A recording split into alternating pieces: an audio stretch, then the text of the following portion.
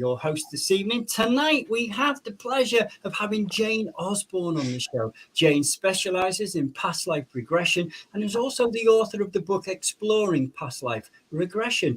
I'm really looking forward to exploring this fascinating subject with Jane alongside my co-host, the wonderful Danny Rowe. So now it's time to play the intro video and then we will get the show on the road.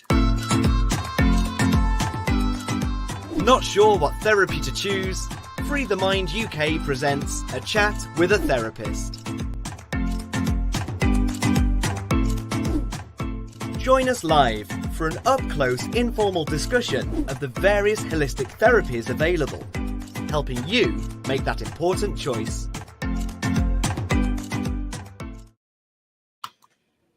Here we go. Good evening, ladies. Good evening, Jane. Good evening, Danny. Jane, what a pleasure it is to have you on the channel this evening. We're going to be talking about past life regression. We're going to be exploring it. I'm really excited about it. I'm sure it's going to be very interesting for other people that are going to be watching and watching the recording afterwards. So it's basically customary to ask our guests sort of a bit of a backdrop on how they got to this point and how you became involved in past life regression. So if you can give us, a bit of an overview on that. Obviously, not too long. Yeah, I'll cut it really, really short. In my younger days, I used to do a lot of outdoor pursuit work, and I used to take people with youth clubs. We used to go out quite a lot, and parachuting, base jumping, caving, skiing, and anything that was extreme. That was my bag. And this one particular day, August bank holiday. 1990 was. I was base jumping off the cliff edges at Cat's Tor, which is the Peak District. Okay. And I was going up in the thermals, something that I'd done 1,001 times, and I trained in Lincoln at the RAF camp there. And I was up there with my camera, and I was enjoying myself, just going around in the thermals, taking photographs of the bird's wingspan below me and things like that. It's truly amazing. And everything was just pure, lovely and silent. And then I had this massive, something hit me really massively and dragged me backwards. And I honestly thought that an aeroplane had got tangled into my chute. I was only like 7 stone wet through at that time because I was like super fit rock climbing. And it broke my ribs. And as I looked up, I could see that my emergency chute had opened up at 1,000 foot. So if you can imagine, I was like that in a V with 2 parachutes dangling at the bottom with broken ribs, looking at both thinking, what am I going to do now?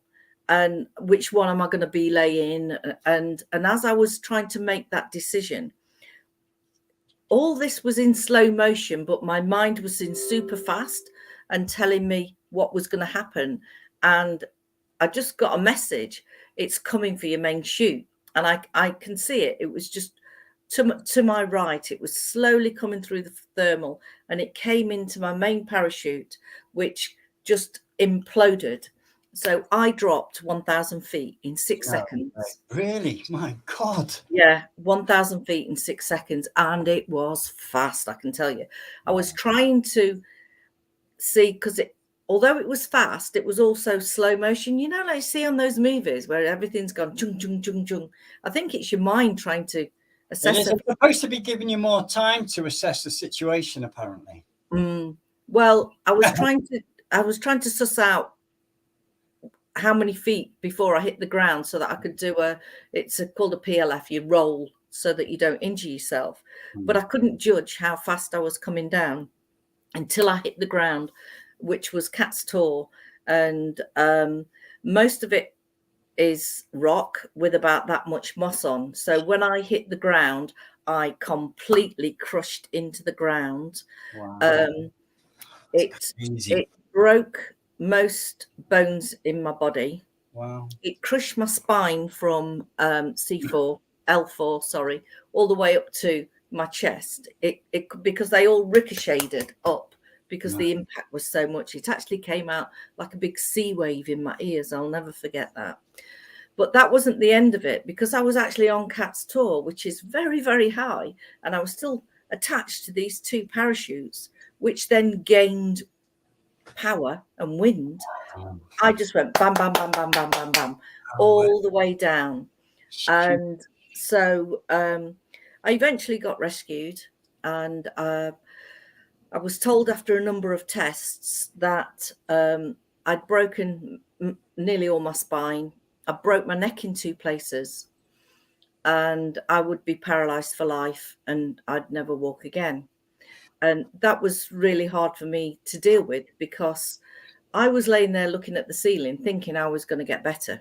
And I know they were coming in giving me this information, and then they just left, and they left me on my own looking at the ceiling. And I thought, this can't be right, because I can talk. I've got my senses, thank God, and I can hear. That must mean that my soul is in a dead vessel now, and this is going to be the reality of my life. Well, I tried to handle that for a little while, and then I just started to shake a little bit, and then this roar came from the pit of my soul. As mentally I said, for God's sake, get me out of here. And the next minute I was way up here. I was in the corner of the hospital room looking down and thinking, well, what's just happened here? You know, I was on a lot of stuff. I was on morphine, diazepam, tramadol, you name it. They put to keep me still, anything to keep me still. And I thought, well, I'm in the corner of the room. So if I'm up here, and I looked at my body, it just looked like a block of meat on a butcher's block, to be honest, because I was so battered and bruised. They couldn't even cast me to start off with, because everywhere was swollen, you know. And I looked down and I thought, well, if that's me down there, but I'm up here, then me down there must be dead. But if I'm dead and that's me, why am I thinking? And I got really, really confused. And we all know that if we're not sure what we about things, we always go back to what we know. So I thought, better get back in that body real quick, because I don't know what's happened. So I just flew straight in, and that was my first out of body experience. And then I'd go down to the reception, and I'd sit while the nurses were having sandwiches, and I'd listen to what they were saying about, you know, I haven't got a babysitter for tonight, blah blah blah. And they'd say, did you get that babysitter? And they'd be going, what? And I said, well, I heard you, I was there. What do you mean you can't move? Yeah, but I'm here, but my mind was outside. And every time, like, I just thought, I wonder how my dog is. Vroom, I was home. It all by intention, just like the flick of a switch, I was there. And then I began to have these, what I thought was really crazy, weird dreams, you know, where you are dreaming so vividly that you genuinely believe it's you. And then I'd wake up and think, oh my God, you know, I was a boy, I was a man, I was doing this, I was doing that. And I started to panic, because I thought, I don't know whether I dare tell anybody this, because I don't want them to think that I've gone up with fairies and they put me in a unit or something, you know? Yeah. So I was asking myself, you know, what is all this? I don't understand what all this is. And I got the message, you're tidying up your lives, ready for your next job. And I was like, what? My next job? I was sucking through a straw, looking at the ceiling. What sort of job is this going to be? My God.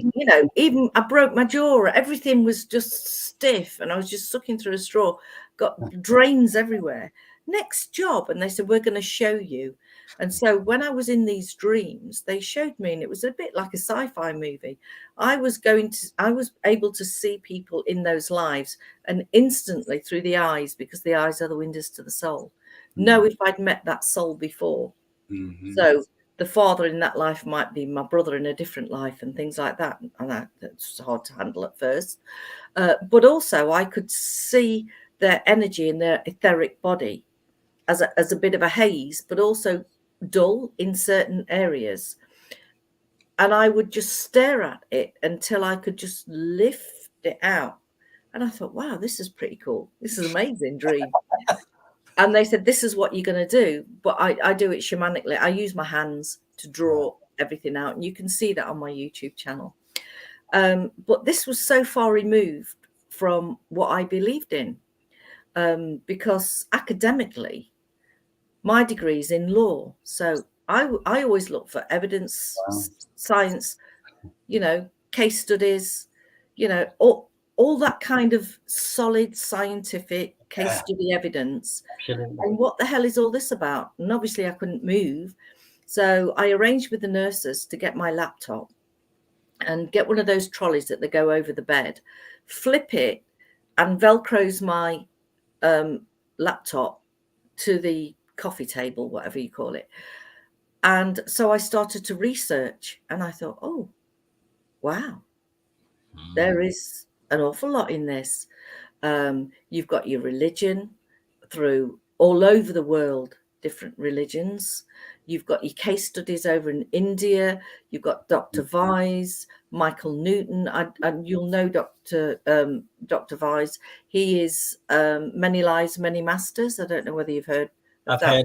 Heard of Michael Newton, In Between Lives, because you can actually go in between life when you don't quite want to come down to earth because you need to do a bit of research and study, training really. It's an apprenticeship before you come back for another warrior go.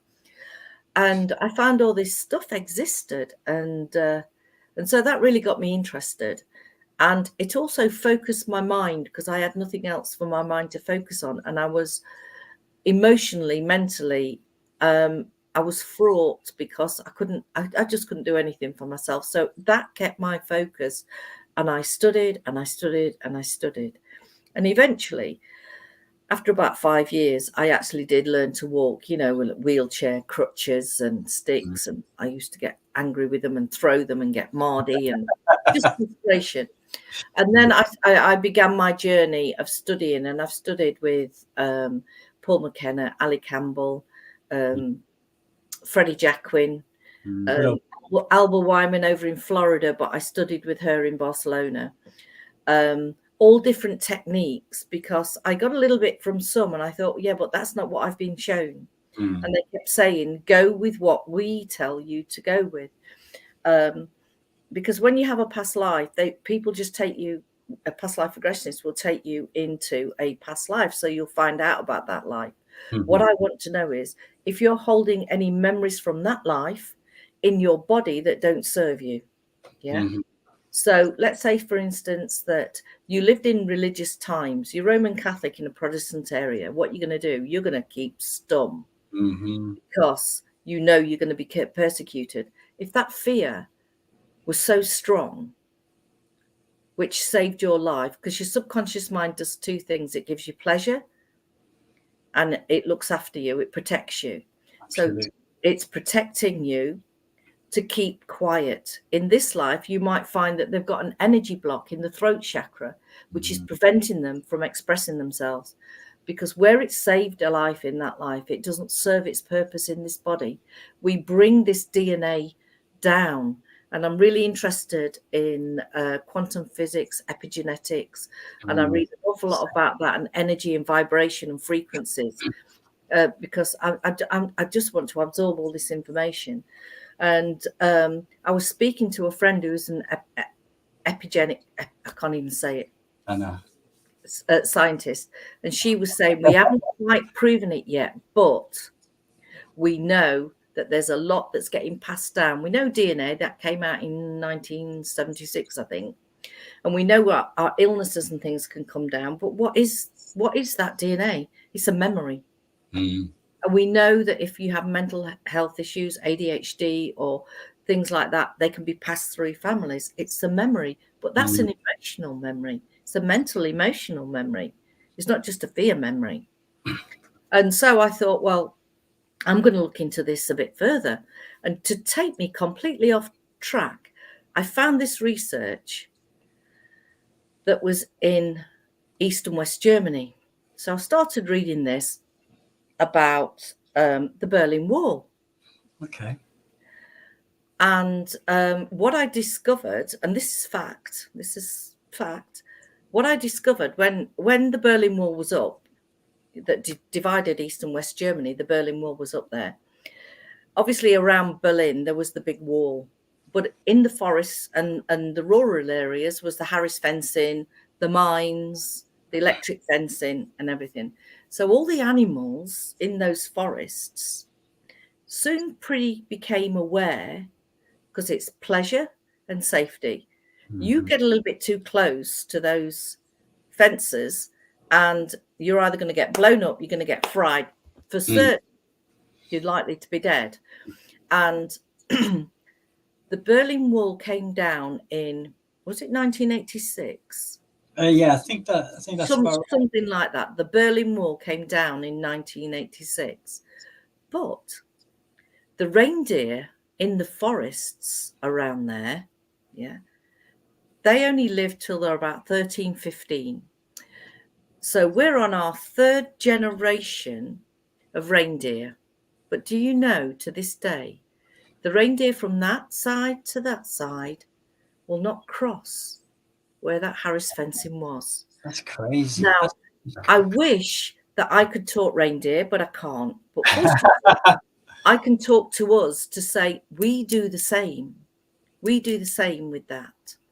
I'll give you an example. One guy came to me and he said, you got to help me. I've met the woman of my life and I've told her I'll take her on holiday, you know, no expense spared. And I said, oh, amazing.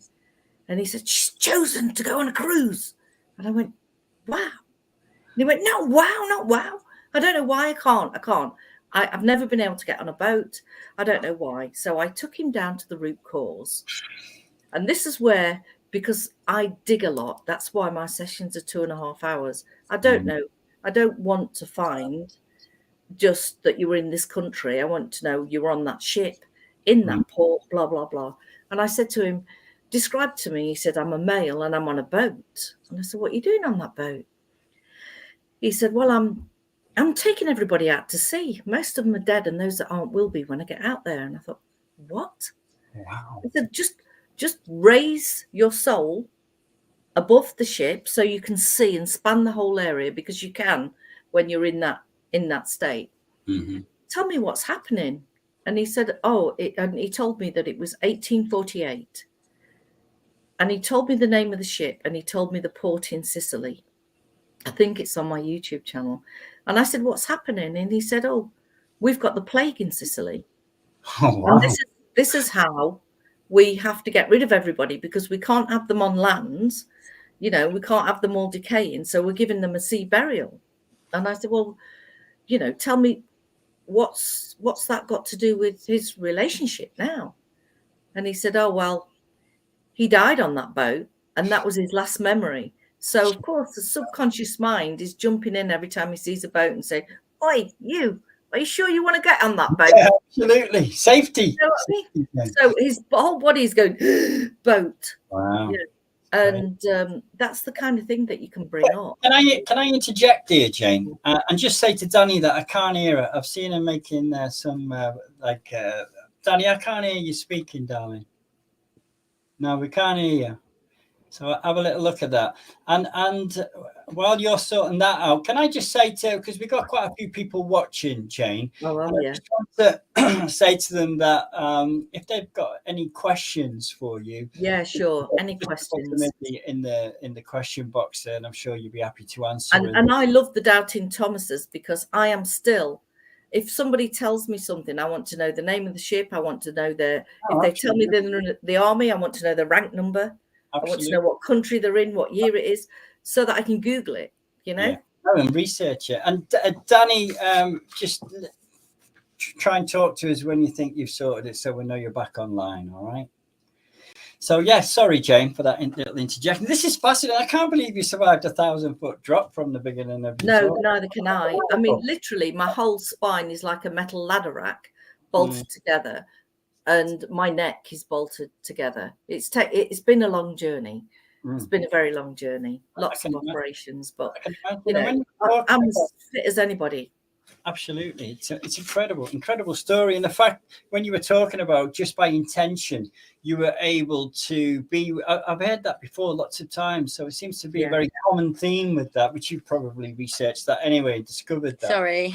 Hey, I'm back. Hi. Hey. My battery died on the... It's a fascinating talk so far, Danny, isn't it? Absolutely brilliant. Absolutely amazing. Blown away. No, it's crazy. I'm like that. What? I know. I sometimes, you know, I'm surprised I'm not travel sickness, because I go all over the world and different universes most days. But can I come? I can do a regression on both of you. We can do a Zoom regression, and then you can you can do your own little interview and tell everybody how you got on, where you went. That'd be absolutely amazing. Yeah, that'd be fantastic. But what I do is I give you 3 parts of a regression. So you might be 5 walking down the street with your brother to get some cheese, say. If there are any people in that group, this is why it's so detailed. If there's anybody in your life, I want to know who they are, whether they're, you like, it's your brother, he's 6 years old, his name is Tommy. But if you look into the eyes, because the eyes are the windows to the soul, and connect with that soul spiritually, mind to mind, soul to soul, the first name that comes to mind is my uncle today. So we have lives with different members of family for the challenges that we have. It's a bit like going on stage, you know, one year you might be Cinderella, and the next year you might be the ugly sister. And that's how we get our experiences and our awareness, our empathy and compassion. But I take you into 3 parts of the life, and then I take you to the end of the life. And people say, well, what the hell do you do that for? Because when you step out of that body, it is amazing. It's an amazing experience to watch somebody saying, wow, I am vast. I didn't realize I was like this. This is awesome. And I can go absolutely everywhere. And I'm like, hi, hang on, just be about 3 foot above the body. Because I want to evaluate that life to find out what was the contract with that life. You might find that you're having a cycle of experiences, and you might be in those experiences in this life, so you can get a bigger picture and you think, oh, now I see what's happening, you know. Or you might be killed in a previous life, but in this life you divorced him and you got away, you know. Do you think it's a bit of a flaw with the way we're being developed, you know, like in the sense that we're not able to access those memories, so we can't sort those problems out unless you go to someone like you, Jane? It's like it's a bit of a well, actually, I was watching a video earlier, and it was saying about the Western world, the schooling and the religion has suppressed the children. So young, from the age up to 7. Up to 7. And actually, because I can remember being very, very young and have memories of knowing what was before. Or having an invisible friend. That's because up to the age of 5 or 7, children are on in a different like alpha state, if you like. We're on beta and they're on a different. That's why in a state of hypnosis, aren't they, Jane? They are. That's why. You can just go into a trance, like can't sponges. You? That's why they absorb knowledge like sponges. So it's really important to feed them some good stuff. I just want to say we have got some questions here, so I've got to sort of answer some of these questions. Strange one from Jacqueline, who says, can we see her? No, we can't, Jacqueline. I can now. You're on the screen. Do you know Jacqueline?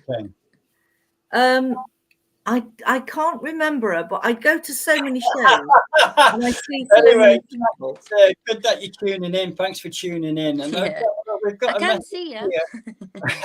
From how far back can you take me in a single session? So. Oh wow, that's a good question. Yeah, it is a great question, because I don't take you back. I facilitate opening the doors, because that's all I am. I'm a mechanic. in that soul mechanic, if you like, supporting all these earth angels that are coming down, that are battle worn, if you like. And I don't take any power or control from you, and simply because I had none, and I didn't want anybody to take any power from me. And I really don't know your story. We're all humans, but we all have different stories. So I just facilitate you accessing your personal life memories. So the thing is, I'll take you into 3 parts of a life. So you might be 5, 30, 78, dying of old age. Then I will say, tell me where you go next. A lot of people go to their soul group, their soul family, and they get a message. They might find that their mum or their husband or their daughter might be in their soul group, because you can be up there and down here at the same time, because we only bring so much energy. If we had all our energy, this is what I'm told, we'd combust. So we generally bring between 30 to 70. This is what they tell me. It's not me being clever. Between 30 to 70%, depending on the experience and challenges you have, which is why sometimes people say, I've been working on this emotional stuff for so long, right? I'm going to take 2 lives at once and put 35% in both and keep a bit up there. And that's why sometimes you can have parallel lives too. So is that when you meet your soulmate? Sometimes it could be the other part, or like, you know, I went to town like Thailand, and I turned around and thought, I'm sure I know that bloke. He said, no, I've never met you before. And I said, you have. You're lying. Goosebumps here. Yeah, me too. I'm rushing up and down my arm. Are we ready for another question, Jane? Have you answered that one? The next thing is, I do a body scan after, so we can repair your battered vehicle. We give it an MOT. If you tell me that you've got energy, let's say it's in your knee, as all energy has a consciousness, scientifically proven, I connect with that energy, and I tell you that I am going to bring that energy up to your throat so we can have a voice today. So I'll bring it up, talk to me energy. And you watch on these videos, same voice, different tempo. They might say, oh yeah, well, this is a memory from a past life when I was a boy in Europe, and this happened to me, and blah, blah, blah.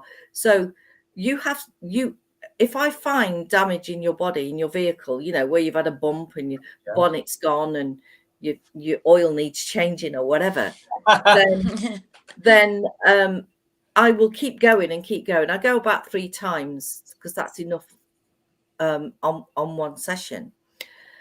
So you will have a life or 3 lives, and then when we do the body scan, you might be zipping in and out to different lives. So you might have, let's say, something in your foot. What are the symptoms? We need to know the symptoms to make us better today. It's preventing us from going forward. So we release it, and the next minute, like one of my recent ones, the woman was she hung herself because she was being haunted. That she was about to be killed, so she hung herself, and she kept the pain and the memory in here. And that was, I caught that on a body scan.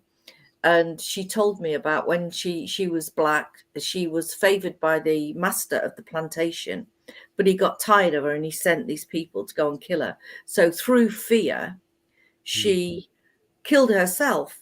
But that energy was still in here. She'd always had neck problems. She hasn't got a neck problem now. How weird is that? But then she also had claustrophobia. And I said, tell me about this claustrophobia. I don't need to know it. I don't need to know big detail. And she said, oh, I'm holding it here in my body. I said, what happened? She said, I was buried. But she was buried by the same person in an earlier life. So you see this sequence. He buried her alive in one life. They still came down together and they had a relationship then. Wow. But he did want to kill her in that life, but she chose to take her own life. So she took the power. Yeah. Mm-hmm. And she's had the same relationship early on in this life with that person who she divorced. So she eventually got away. So she's ascended. Wow. She's learned the lesson. Can you see? There are sequels of events. Crazy. So you could have half a dozen sessions. You could have half a dozen lives in one session. I never know where you're going or what planet you're on. We have another question. There's loads of questions, Jane. And we're going to have to go. Yeah, this is a brilliant one. If you've had a loved one that passed away years ago, can their soul be reincarnated when you're still on the earth plane? Yes, they can. Wow. A lot of people come down as family members, but also in my sessions, because I want to make the person feel whole, because this is what's going to move you forward in this life. I use past life regression to clear our out-of-date stock to make us whole in this life. One woman came to me and she said, I know that when you've had your past life, you go up to the soul realm, and I always ask, is there anyone that you want to speak to that's upstairs, you know? And she says, I'm not really interested in that past life regression stuff, but I want to speak to my husband and I want to speak to my son. And I said, well, this is how I work to get you into what's called a somnambulistic state. So you can open up all these files in the back of the brain, all these pictures. We work pictorial in our subconscious mind. So we got to that stage and I said, do we have permission to speak to her husband and her son? And she said, yeah, I can see my husband. I know my son's behind him, but my husband is first. And I said, well, telepathically communicate and tell me, what is it? What is the message that is come to provide you today? And it doesn't have to make sense to me. And he said, darling, you've got to start that dancing again. You know, even if you catch a bus, it doesn't matter if you don't want to drive, get a taxi. You've got to get out. You have so got to stop looking out that window, you know. And our John, she got another son on this earth. He said, our John really needs you, but he won't come here. And I'm cutting it really short because it was a long session. And then I got to speak to her son. And he said, look, Mum, he said, you did everything you could for me, but that wasn't my contract. My contract was to come down and be loved unconditionally. And your contract was to love me unconditionally. And you did. Contract ended. I was such a fragile soul. I wasn't one to stay on this earth plane for that length of time. And you saved my life so many times when I was trying to leave. He had really mental health problems, and she brought him home to look after him. And he said, you've got to stop looking out that window. Our John needs you. You've got to stop fighting with your conscience. You've got to stop fighting with Dad. It wasn't his fault. It wasn't his fault. It wasn't my brother's fault. Gosh. I just saw too much.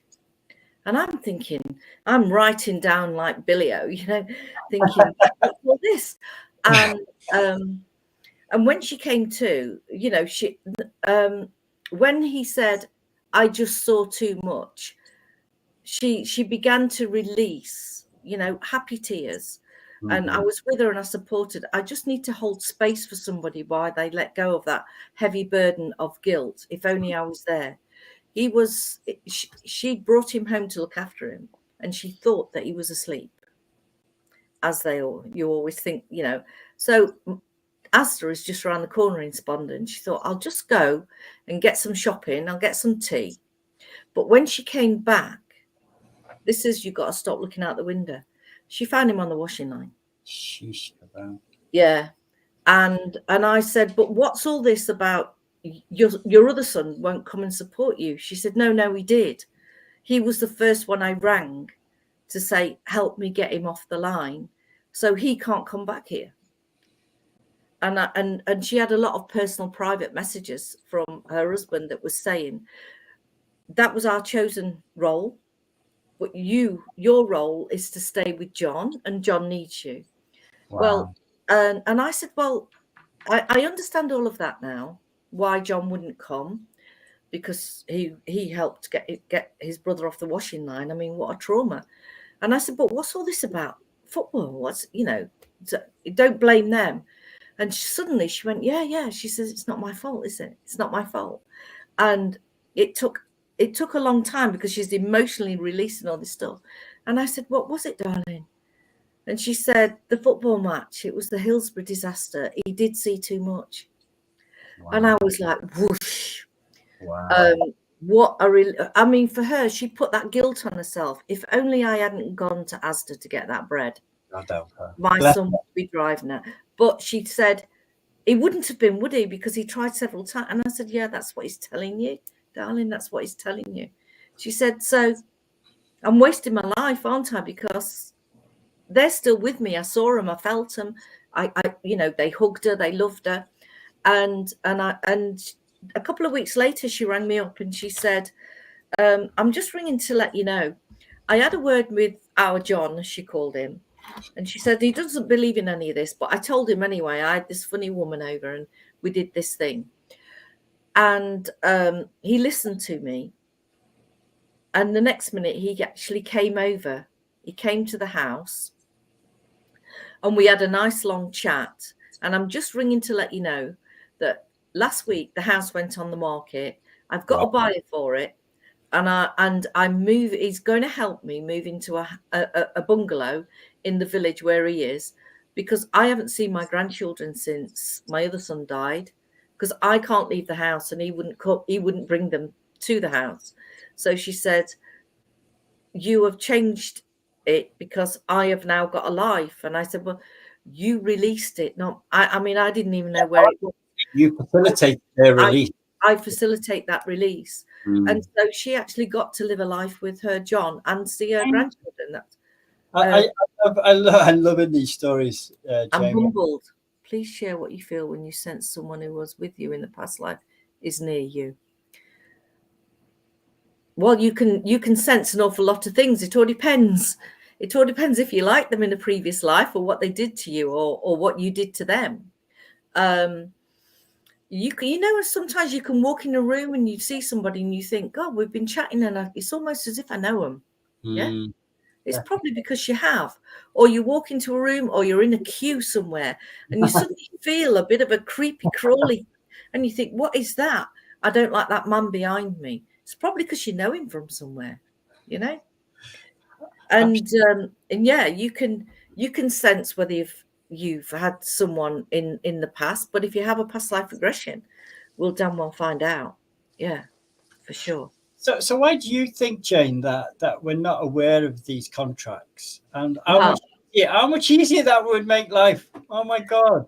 Sometimes I'm a bit cheeky when somebody's in that state and I'm asking, I ask a load of questions at the end. It could be, how many guys do you have? What's your purpose? Why she got fibromyalgia? This relationship, cycle of relationships, what's going on with that? And then I say, when we're at the end, that have we finished now? They say, yeah. I said, could I actually speak to spirit and ask them, how come we don't know what we're letting ourselves in for? And they said, look, you know when you get a book that is this thick, yeah, you only read that bit. I don't know how to do this. You only read the back and you think, oh, right, so she's going on a bit of a journey. She ends up, sounds good because she ends up, okay, I think I'll go on that journey. What they don't tell you is what's lurking in the middle of the painting. and I said, so what? I said, why don't you tell us the whole story? And they said, seriously, would you go down if you knew the whole story? No, you wouldn't, would you?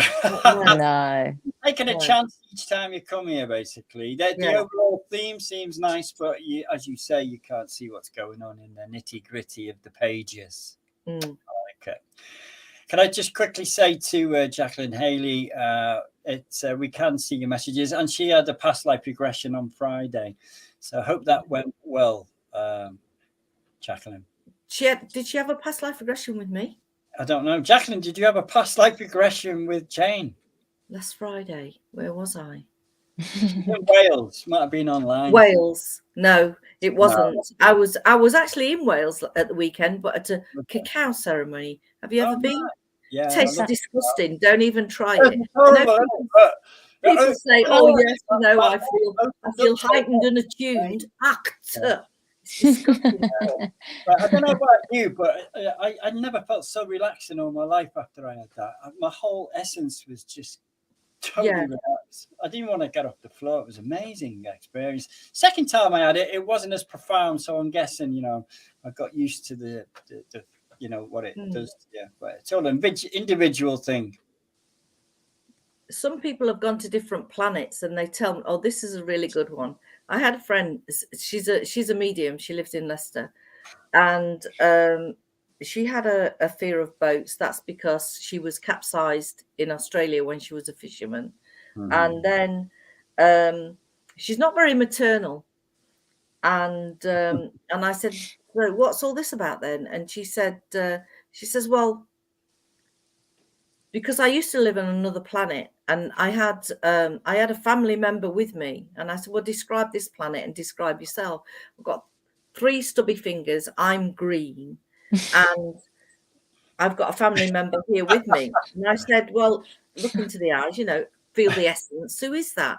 And it was her niece. And when she came to, she went, how weird is that? I wasn't even thinking about that. But you know, when I went back down to London to see her sister, who just had a baby, she says the first thing she says, this is how she talks. I looked in the bleeding fish tank and said, hello, little lady, Say that again, Jane. I missed it. You paused. How are you doing? Yeah. She said, hello, little alien. How are you doing? So, oh, wow. Yeah, so it's amazing what you find. Wow. Yeah. Who is in your life and what for? Crazy. One guy said to me, he came and he said, Jane, you've got to sort me out. I get so far with a girlfriend. And then it's just gone. It's gone. He said, I've got a decent job. I've got a decent car. I own my own house. I've got a cat. I get also. He says, I get so far, and then bang, the carpet comes from underneath me. Wow. What's going on? And what he didn't know was, I saw him in Lincoln, but I also saw his girlfriend in Horncastle the week after. None of them know that either were seeing me. Oh wow, that's crazy. I said to him, tell me about this cycle of relationships that he's having. He gets so far and he sabotages it.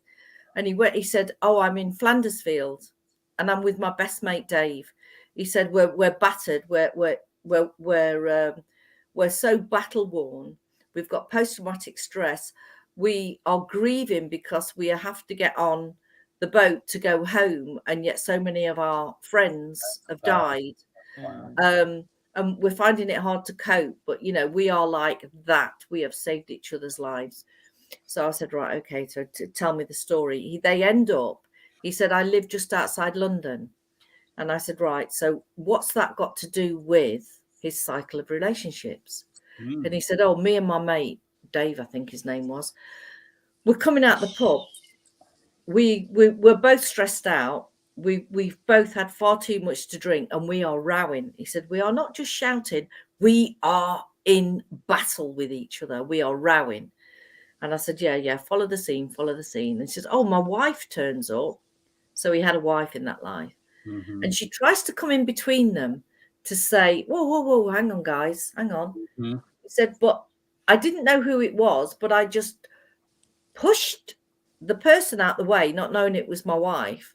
But because I was so angry and I was in that I'm going to kill him zone, he pushed her with so much force that she hit her head on the terraced houses as they were walking down the street. And he said, I actually damaged her. She wasn't quite the same, but I loved her so dearly that I looked after her for all those days. And I said, yeah, but what's that got to do with his cycle of relationships now? And he said, the thing was, she was having an affair with my best mate from Flandersfield. So he got a double betrayal. Wow. And I said, yeah, well, so I would go deeper because I need to know the bottom. And he said, well, I because I loved her so dearly, I made a vow in that life. If I ever met somebody again, that I vowed that I would never love somebody so much that I would hurt them.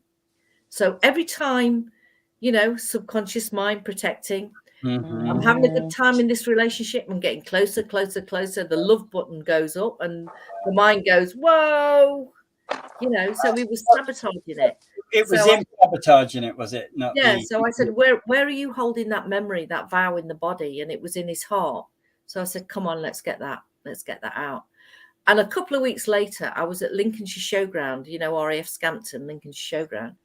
And they both came in. They were holding hands. She gave a little wave to me, and he just nodded.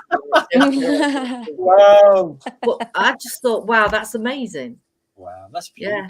That's And incredible. I mean, I don't know one person from the next. It could be, I could be talking to somebody in Texas or Australia. I don't know there. Could you explain why it is that myself and my best friend get mixed up if we have a reading?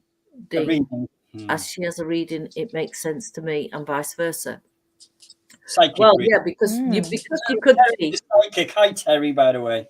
Yeah, Terry, you could be on the same vibration. You could be on the same vibration. I've actually been abroad somewhere and bought something, and I've come home, yeah, and I've found out that one of my sisters has bought the same thing because you're on the same wavelength. So the messages come in. I mean, if you're on Radio Times and Radio 1, it's different. But if you're both on the same wavelength, you're going to get similar stories. Does that make sense? Is that like when you think of someone, like, and they call you all of a sudden? Then the phone rings, yeah. I freak my son out like that. I was just about me and my friend, we come out sometimes. We lived together for a little while with I moved in with her children, and we'd come out with the same outfits on a few times. And me and my sister have done that as well, like randomly, like been jean shorts, grey hoodie, and black and white shoes, and it's been exact match. And we've just looked at each other and been like. And you know, it's because you're all at the same vibration. So you're all vibrating at the same. You're all thinking the same things. You're all aware of the same things. And so, you know, like-minded people will go for like-minded things. And this is why we have to be careful about who we allow in our space, because we don't just digest food. We digest words. We digest feelings, you know. So we have to be really careful. You know, when you have a friend or somebody comes around. I mean, I'm a village councillor here, and sometimes people knock on my door and I think, oh, thank God they're gone. I should you know what I mean? I'm just trying to be honest here, thinking, my God, you know, I need a cup of tea. I feel so totally drained. It's because they're not at your level, but they will come in and they'll absorb all your energy like a sponge, and then they'll leave you dry. So we have to be really careful about our boundaries and be careful about what we mentally, emotionally digest as well as what we eat. Yeah, no, absolutely. And does that go really for important? When you I got quite interested in the deep state stuff, with the government, being behind the lines and all that. And when I'm watching all that, and it is quite negative, it's like a double-edged sword, that's negative, what's happening to us, and learning what's happening to us is negative. Is that a similar thing? Digesting that's probably not. Yeah. You probably find the same information, but in a different way. Yeah, I was going to say that. You can do it via humour. So, like, I can only digest stuff like that if someone's taking the mick out of it. It's a bit like Russell Brand. I don't know if you ever watch Russell Brand. Yeah, I watch him all the time because he makes it comedy. Have you got a question for Jane? Danny? I'm really sorry, but I'm just getting distracted. I've got my dog scratching at the door, the cat playing with a marble. They're all adults on here, aren't they? They are all adults. They are, on here. Right. I had a phone call, and this guy said to me, he lives just in Newark, Ducky, you're coming to see me tomorrow, aren't you? And I said, yes, I am. Yes, I am. He says, only I haven't actually been honest with you, and I tried to keep it under wraps, and I'm in control of myself most of the time. He said, but sometimes, and I said, well, just tell me what it is. And he kept going, oh, no. And I wanted to say, just tell me what it is. Tell me. And I said, okay. I said, this is one last time. What is it? And he says, oh, well, I've got fucking Tourette's, twat bastard. And I'm just thinking that because I can control it, but if I go under hypnosis, he said, and he was an elderly gentleman, he said, I'm terrified. He said that I'm going to be, really bad, appalling, swear at you. And I said, don't worry about it, love. I'll come. And I went to his place, and he had a warden control place, and he took me into his little flat. He had a cockatoo in the corner, gave me a cup of tea. We sat down. And we went into this past life regression, and he was a member of the Knights Temple, and he was telling me all about the food they eat, the rituals that they had. He told me how they escaped and they went across on the side of Russia over a land bridge into America, but he died on the way there. So I said, right, out of the body now, you know, lift yourself out of the body and tell me, is there anyone that's come to collect you to take you to spirit? As he did that, this cockatoo in the corner just went, because the energy went really cold in because you just get hot and cold. Well, this cockatoo went mental in the cage, and the cage was rocking like this. So I put my hand out to calm the cage as I was trying to keep him down, deeper, relaxed, thinking, oh my God, what's happening here? And I said to him, you take a look around and see if anybody's come to collect you. Well, the Tourette's started. I've no fucking time for that. I've got to go past the bastard moon to the Galactic Federation. I've got a very important meeting with the councils and another. Yeah. And the cockatoo was still flapping. I was holding the cage by then, keeping him down, trying to write at the same time. And he was telling me lots of information about this. He went to see the Council of Elders. And as I'm concentrating and focusing only on the client, and it went deadly quiet. And then all of a sudden I heard, fucking moon, twat bastard. And I thought, oh God. The bird. Well, I thought, is that a ghost? I've been in this, in this business a long time. I've never seen a ghost. And quite frankly, I don't want to see one. Yeah. And I just kind of turned, and the cockatoo kind of went, and it was. So it started swearing like a tarupa. So I've got him with the Council of Elders, and then I've got the cockatoo, elders, bastard twat. And I thought, oh my God. I mean, nowhere in my manual of past life regression does it say anywhere how to deal with a Tourette's cockatoo. So I had to think on my feet. And so in order to shut this cockatoo up, because he was swearing, and I was just playing tennis like this. What do I do with this? So poorly. So I just said it just came to me as they do give me this information. I said to him, I want you to spiritually and telepathically connect with your cockatoo and invite him to come on our journey with us. And you know what? It shut up just like that. Wow. And I thought, oh, thank God for that. But when he came to, and I said, the usual, how do you feel? How do you feel your journey went and everything else? Amazing. He said, but you know what was really amazing? He said, that little friend of mine that's been there keeping me company all this while, my little cockatoo came with me. And I thought, yes, the flaming thing. I had to fight it. Shut the thing up. So you never know. So animals I tend to have out unless it's a cat on the lap, because you never know how they're going to react. You ever find out whether it helped with his Tourette's or not? Yeah. So are there any other questions there? How far back have you gone? Like how far, what's the furthest back in time somebody's been? Some people go as far back as they are just a light of source working on coming down here. Some people have gone to cave times. I did a regression with a woman. Her name is Lorraine Herring. She lives on the East Coast. And she was actually I forget what you call them now. Is it an onyx? The big buffaloes in caveman times. Right. She told me that she was this big. Is it an onyx or an onx? I can't remember. Big sure. Ginger buffalo, anyway. And I said, well, tell me what's going on. She says, I'm really panicking. She was genuinely feeling that she was that animal. I'm really panicking. I'm running. But I've run into a little trap. Yeah. And I said, well, what's going on? And she says, they're all after me now. There's arrows in me everywhere. They're pulling away at my skin. They're trying to eat me. And it was caveman times. Wow. Not surprisingly, in this life, she's an animal activist. Can you see how our roles work? It's like, if you get to the soul realm and I say, you know, what's the purpose of your group? Oh, yeah, we work on sound.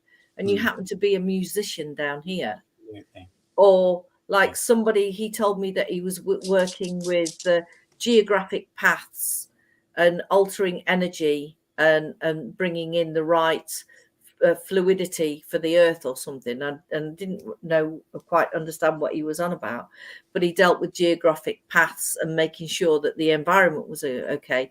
He works for the water board. Wow. So all of a sudden, these little jigsaw puzzles, you know, you think, oh, that's probably why I do that. That's, you know, yeah. I was going to ask you actually. Can you hear me, Jane? Yeah. Yeah. The sound goes off. Danny mentioned it earlier on before we came live. Have you ever had anyone that's been humans with the prehistoric animals? Yeah, because there's pre-flooders and there's evolutionists. So there's people that believe that people walked with dinosaurs, and there's people that obviously believe the textbooks. Do you know, I'm going to ask that question next time. I am going to ask that question, but I do know that we were in those prehistoric times. That is interesting. That's something I don't know, so that is great. I'm going to ask that question. Hey, well, I had a guest on when I first started these shows, like last year, and she was a future progressionist. I do that too. Yeah, that's quite fascinating as well. Yeah, isn't it? People into the future. So, and this lady, she was, you know, people actually go into the future, and it's often being confirmed, you know, like what happens and stuff. It's fascinating. Yeah, it's when they say we're a light body and we are on plant food, or we feed ourselves. It depends on how far in the future you are. They tell me that they feed themselves on sunlight. And I don't know whether you've heard about this, you know, where you just look and you stare at the sun, and you have to been doing that regular. And then you don't need to digest everything that we are doing. It's making our body heavy. When you look at the sun, you can see it's like it goes purple, and then round the outside is like a white ring, and it's like goes round like a round. Yeah. Sorry. Looking at the sun, Jane, is that a good thing then? Well, that's what they say, yeah, because we can actually fulfill our body with all the energy around us and the source of the sun.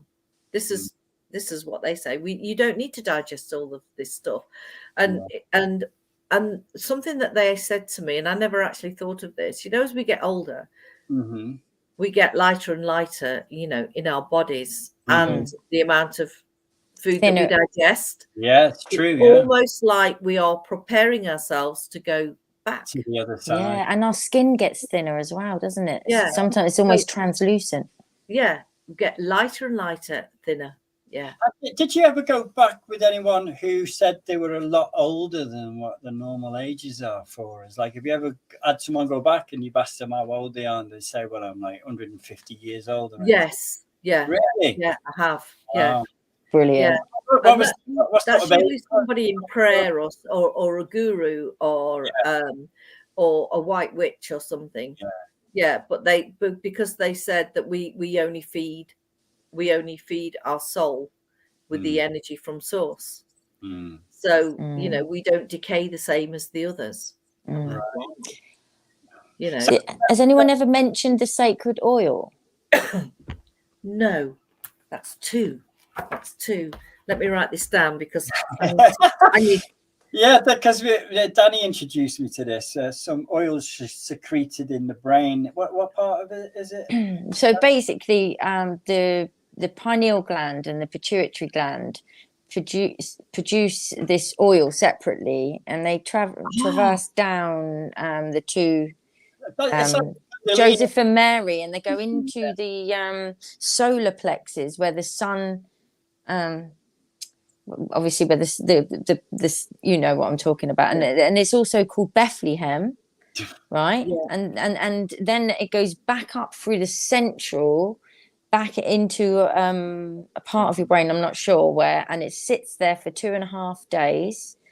And then if you for those 2.5 days, you're meant to abstain from sex, you're meant to fast, eat healthily, meditate, and you can do different forms of meditation and breathing exercises to do like Buddha belly, and then suck it back in, and then try and lift it all back up. And you'd be doing that anyway throughout the whole month, but you know, particularly you've answered something for me that I've always well, I doubt, but I don't doubt, but you know, I'm a doubting Thomas.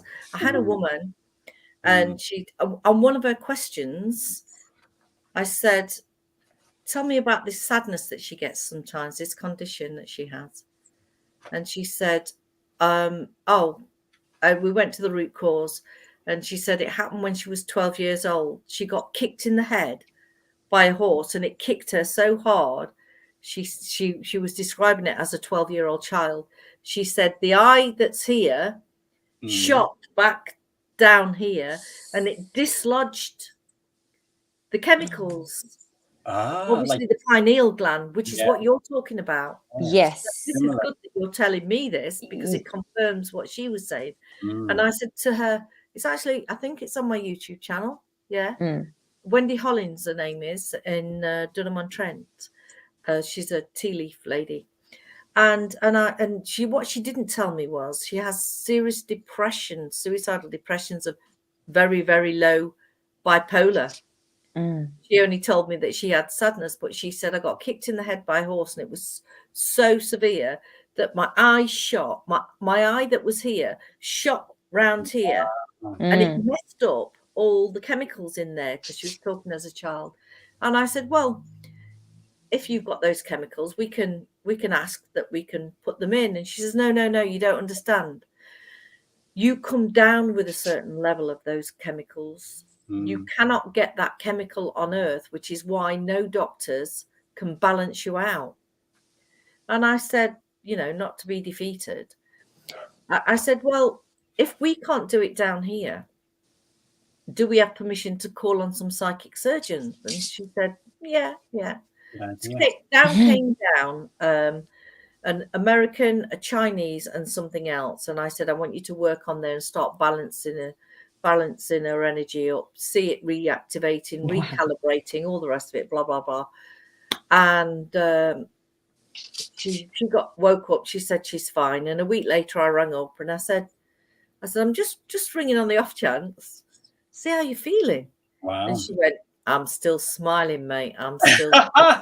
Wow. And I didn't know about this oil, this sacred oil, but you have just confirmed something that I worked on but didn't understand. So that is brilliant that you've done. I can explain what the pineal gland does for the blood. So basically, our brain and our heart is another brain, and we've got a brain in our gut, but the heart is what contains the most blood. So the pineal gland, which is another eye, the light that comes in from the sun goes directly into the heart where the blood is stored, and that's pumped through the body. So that's you've explained something for me with the sun. Wow. And neither of us knew that question was going to come up, and you didn't know that I'd had, this was about 2 years ago, a client experience explaining as a 12-year-old what was happening to her.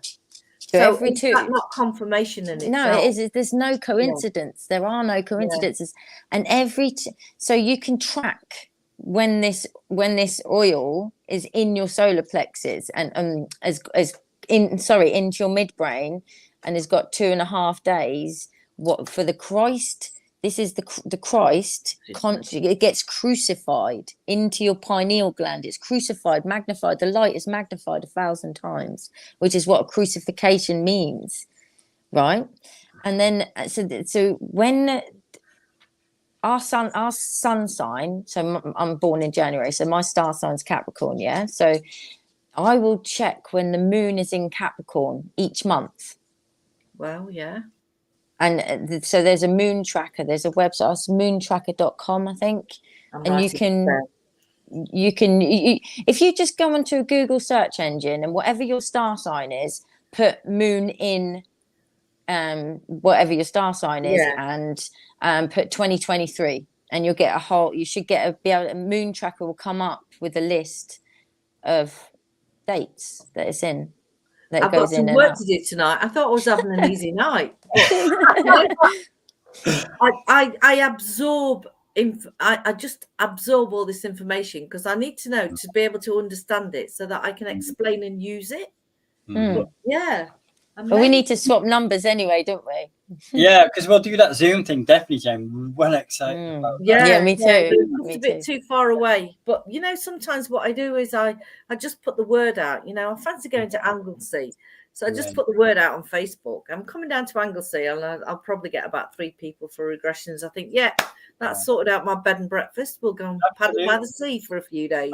Would we be able to do that thing we talked about on Zoom? Is it possible to do that? Yeah, sure. I do a lot of hippy dippy chicks in Texas, and I've done a few in Australia and all over. How long have you been doing this for, Jane? I have been doing this for nearly 24 years, but because I always think that there's something more that I should know. I've not just got a little hypnotherapy badge, if you like. I have trained with Freddie Jacquin on certain things. I've gone to see Ali Campbell. He worked a lot in America. I've gone down to the Hypnosis Institute down in London and gone all the courses. What about Dolores Cannon? Like Dolores Cannon? Yeah, she done all of that. She has, but I don't want to break everybody's little thing about Dolores Cannon, and I know that she's okay with telling me telling you this. What Dolores Cannon was doing at that time was absolutely brilliant. It's like our phones are massive, our mobile phones now they're really slim, and it's like mediums in the 1920s. We don't sit in darkened rooms now. Spewing up ectoplasm and go, we just give a reading. We have upgraded from that. And Dolores Cannon's script, Dolores Cannon's script is really, really good. And what she talks about is absolutely fascinating. And I'm told that she keeps coming down to check up on people like the progress. The progress of the trainees that are looking after the warriors out there. She's what she told me was that I made a contract to come down at this time because my job is to help support the battle worn, the light workers that are out there, the nurses, the healers, and everything that get battled worn, so that I can take away all that negative energy that they're collecting off their clients and offer it up to spirit. But she said we've moved on from there now, The frequencies are changing. Our awareness is coming. That's what they're saying, isn't it? We're going into already gone into a new dimension. We're just sort of catching up with it. Well, some of us are anyway. We've got the solfeggio notes. They're being discovered. All the frequencies. Frequencies. Yeah. And the quantum healing, and it's just amazing. I love quantum healing. Yeah, I've seen that in my mind. When I was sort of recovering. And I could see myself going through DNA and being shown certain things and how it just whooshes into place. Just on the vibration of a sound, you can push energy into the right place and alleviate the body, which is why a lot of people use tuning forks. It's just that slight vibration.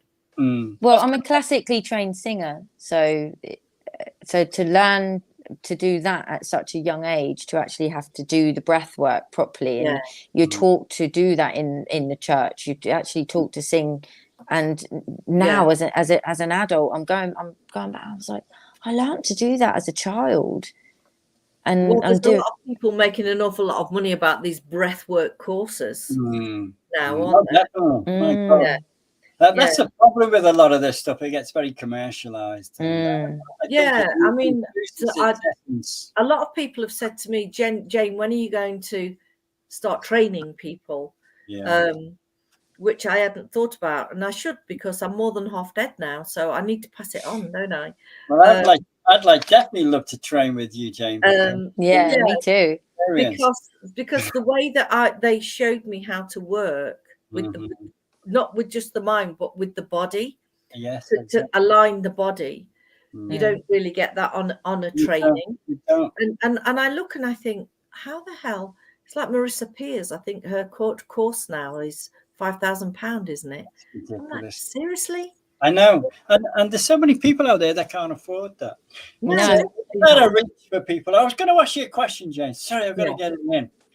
You think that teacher plants have a place in all of this? You know, things like ayahuasca, things like mushrooms that appear to take you to these different realms. Do you think it's related? I've been told they can assist, but it all depends what frame of mind you're in when you take them. It's a bit like, you know, when you feel on top of the world, you can drink 6 pints, but when you're absolutely shattered, you take 1 drink and you're out for the count. So it all depends on where you are emotionally.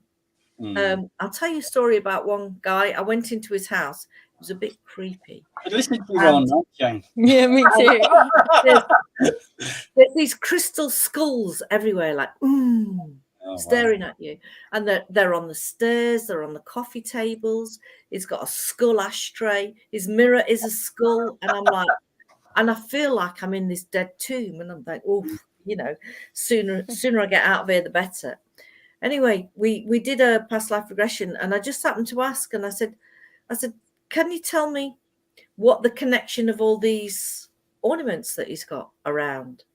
And he said, oh, that was a life when he was in the Amazon forest. And I thought, yes, let's get in there. Right, drifting, floating, down, take me to that life. And he said, oh, I was a chief in the Amazon forest.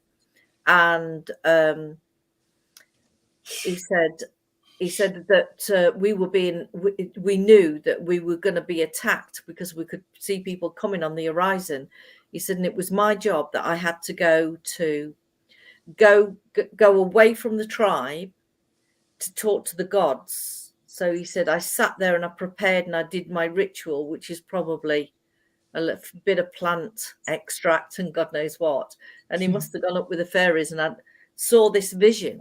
And I said to him, well, you know, tell me what happened. And he said, I saw it. He said, but I read it wrong. He said, I read it all wrong. And I said, well, just explain to me what happened. And he said, we were attacked. And most of the tribe were killed, and their heads were put on stakes. And it all related to him because he had all his ancestral family around him. Yeah. In all these crystal skulls that were freaking me out. But what was really fascinating was when he came to, he went to his arm like this and he went, I don't believe it. And I'm like, tell me more. And he said, have you seen this? And he'd got this tattoo. He said, I was meditating last week after I'd made this call to you to book. I was meditating, and in my meditation, I was given this symbol, and I haven't seen it ever before, and I drew it straight away, and I went and got this tattoo. Wow. He said, yeah. So what does that mean? He said, that was our tribe tattoo. Oh, I'm going goosebumpy. And it all connected. Yeah. Wow. It's amazing. So all the things that he had around him were relevant to him. I don't have to understand it. It's just that everybody's got their own story, isn't it? It's like a revolving door. You go out once, you get a car crash, you go out another, you meet somebody and your life changes. Yeah, it's sliding doors really, isn't it? It's unbelievable. I want to tell people about your shop, Jane. So you can talk a little bit about that. Let's see if I can find. Oh, I haven't really got that much on my shop. I know, but you've got some meditations on there. That it appears that if you listen to the meditation, there's a possibility you might actually go into. Yeah, there's one meditation on there that I made for myself when I was feeling really mardy, lonely, poorly. Because I've had 27 operations to be where I am today. Right. So I've spent a lot of time looking okay up here, but emotionally trying to get better. It's hard work. Oh, yeah. My God, what a contract you had. I bet you have it now. So I said to myself, I had this dream, and I said to myself, you need to write this meditation. And I work with archangels, the energy of archangels, and they tell me they could be anything. They also tell me the archangels that we see in these beautiful pictures, sometimes they're not that colorful and that bright. But so what I did, it's called the angelic realm. And I lifted myself, because I was in so much pain, out of my body, and I went up, up, up to the spirit realm near a cloud. And I entered this like dome, this angelic chamber. And as I entered the chamber, I saw that there were archangels in each corner, and they invited me to go on this rose crystal couch, which I did. And when I got on it, honestly, I could feel it vibrating. And then Archangel Michael, he came to my feet to ground me, and there was Raphael and somebody else, and they all just came forward, and I was buzzing. And when I woke up, I thought, oh, God, something's changed in my body. I mean, I wasn't feeling sorry for myself, you know, but I also felt really awesome. So I quickly kind of wrote it down, and I did that meditation, and that has helped a lot of people. And I think that's what they do with us. That's what they show me how to do on earth. I mean, I can't go to their spiritual chamber, but they showed me how to heal the body. Oh, that's incredible. I know times. I was holding that while you before you said it. I was holding on to one of my crystals, and then you started mentioning. I was like, I'm very aware that time's getting on, and we've all got things to do. I could talk to you all night, Jane. I really could. It's fascinating, and I'd love to train with you one day. If you ever decide to train, I'm sure me and Danny be well. Yeah, definitely. And I want to ask you: have you ever had? Because you know, like you hear stories of Daniel like this from stories like about Jesus and all that. Have you ever had anyone gone back to them times and like sort of confirmed that they believe they've walked with Jesus, or they've been part? Yes, I've also had people tell me that the stories, you know, the scrolls aren't quite right. Not quite right, because Jesus had a vision, and he was given this vision, and he was given a role, and he was given a contract, and he was on the right path. But he's slightly diverted with a little bit of ego on one thing and another, which is why it caused so much pandemonium. Instead of him talking gently, almost like a poet, and drawing people in, he became what we would call a politician, standing on a hillside telling everybody how to live, you know. And while he did a really good job, you know, he also had to keep coming back down to amend a lot of things that he did, which actually makes him quite human. Yeah. So that was interesting. Have you had?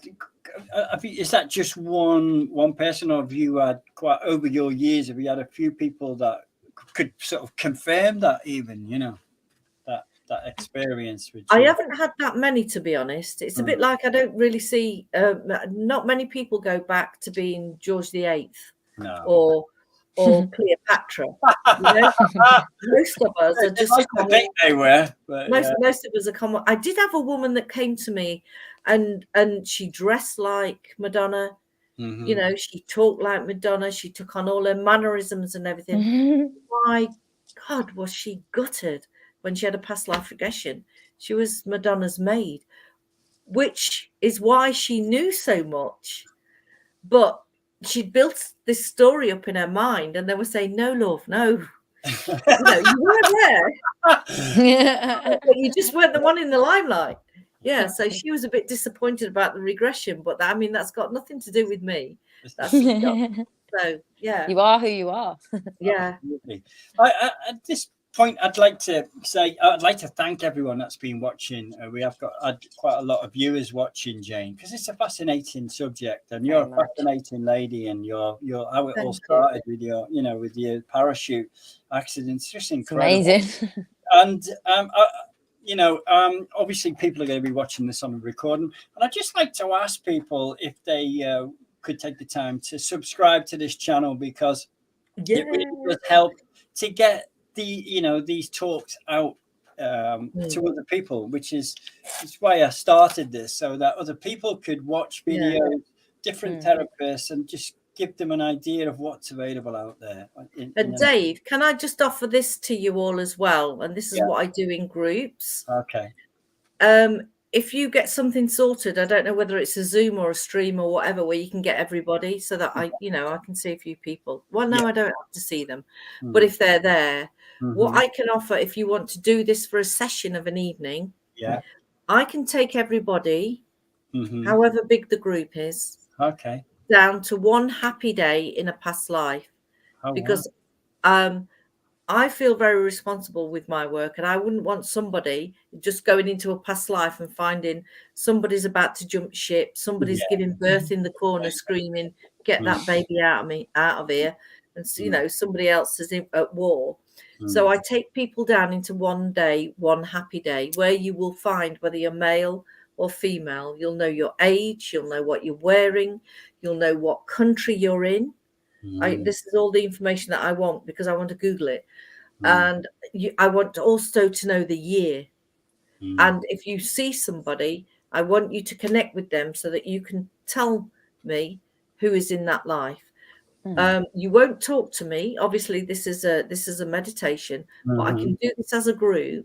And then they can all contribute. So I've done this with many sort of lives. And then when everybody's finished, they're typing like Billy-O, oh, I was in the Amazon forest. No, I was in Australia. I was in Europe. And my job was to sort out the eyes for the dolls in the German town of whatever. And I'm Googling it and thinking, oh my God, that's where the dolls' eyes were made. Wow. Incredible, Jane. I mean, I could say organise that. If you want that, I can do one Definitely. day. It'd be amazing. Probably Zoom, maybe. Obviously, they'll have to take their microphones off while they do the meditation, but maybe afterwards, bring people in to ask what they experienced and stuff. I'm quite happy. A lot of people don't want to share what they've got, but we need to share. Otherwise, if anything, if I pop my clogs, then the gift's gone. Absolutely. That's why you got trainers, Jane. Do you know what I mean? Yeah. Train me. Well, look, we'll do a special night, right? And we'll do it. Yeah. Because it's amazing. If I'm in a group, I usually do about half a dozen, or if I'm in a church group or something. The most I've done in a group as an audience, which freaked me out, and I'm ringing up, is everybody there? Yeah, I'm 10 minutes away. How many have you got? And she went, oh yeah, we've done really well, 150. And I went, And I thought, oh my God. Now I listen to Radio Times. This is really funny. I listen to Radio Times, and I'm driving up to Sheffield, and I put the phone down and go, yeah, great. And I'm thinking, oh my God, what's going to happen? And you know what? On my radio, on Radio Times radio, it changed, and it said, this girl is on fire. Seriously? And it kept singing. And so I started to sing. So by the time I got there, I was just a power queen, baby. So somebody was working with me on that night. Do you know what? This is amazing. We'll definitely do that. And we'll organise it. I'll happily share it with everybody, because they'll find family, friends, and even people that they don't like, but they'll see an opposite side. All right. This is great. really appreciate that. Really do. That's be amazing. I'm sure people would love to get involved in that. Wow. I'm really looking forward to that. Thanking you for allowing me to share these experiences, because we need to get the word out, you know, and anybody can do this. It's just the belief. Absolutely. Yeah. Intention, belief, all of that. Well, look, we're going to stay online for a minute, but we're going to go off live for everyone else. I'd like to take this opportunity to thank everyone that's tuned in and been watching this live. I know you've enjoyed it. We've had loads of questions, and it's been amazing. We're going to sort out that Zoom session or whatever. Yeah, that would be cool. And you'll be able to come on board with that and share your experiences afterwards. Yeah. So, I just want to say thank you so much, Jane, for coming on. I want to say you're welcome. Yeah, Cheerio, thank you. everybody. Thank you for sharing your time with me tonight. Oh, it's been amazing. Yeah, so, absolutely. So thanks everyone for tuning in, and we'll say good night to you. Thank you. Bye-bye. Bye. Wow.